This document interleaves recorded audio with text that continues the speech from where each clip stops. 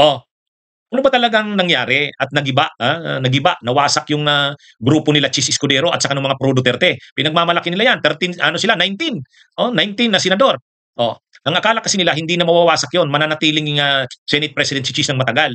Kasi may 5 na siyang sigurado yung mga pro Duterte, si Bato, si Bongo, si Marcoleta, Padilla at Amy. Oh, ano na yan, hindi babaliktad yan, sigurado yan.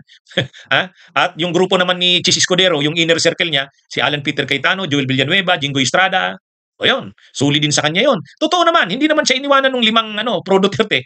Totoo naman, yung kanyang inner circle, si Alan Peter Cayetano, si Jinggoy at saka si Villanueva, hindi rin siya iniwanan, si Cheese. Siyam pa rin talaga sila. Pero ang problema, yung iba, nagsialisan sa kanila. Nagsialisan.